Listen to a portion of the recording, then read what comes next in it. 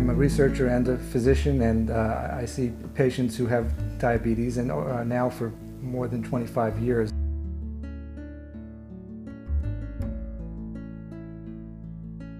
I was diagnosed at age 8. I was in the 3rd grade, living in New Jersey. At that time, diabetes wasn't really well known as a disease. I was admitted to the hospital in New York, Baby's Hospital. I was told that I would be taking insulin injections for the rest of my life and that I would be testing my urine because there was no blood glucose monitoring at the time. It was pretty traumatic. I think it was more traumatic for my parents than it was for me. As I began to specialize further in endocrinology, diabetes did become an interest, and I'm guessing that her disease and living with the disease and seeing how diabetes can really affect everyday life did have an influence on me choosing diabetes as a subspecialty. I felt very comfortable when I met Alan, knowing he was in medical school and he understood disease states.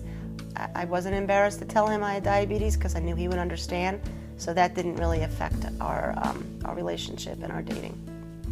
I think we're learning a lot about diabetes and what causes diabetes. We're learning a lot about underlying genetic susceptibility to diabetes. But I think today there really is a gap between discoveries that are made in the laboratory and in laboratory animals and taking those discoveries and translating them into humans to improve the lives of people with diabetes. And I think that's one of the areas that researchers and that institutions that support research in diabetes like JDRF should really concentrate. That is how to take discoveries and bring them into more practical ways to improve the lives of people with diabetes.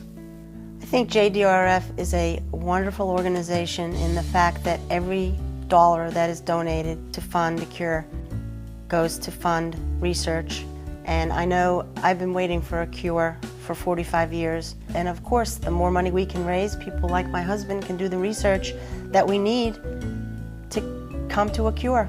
And that's what I've been waiting for, and that's what I hope to see in my lifetime, and I think what my parents would love to see in their lifetime.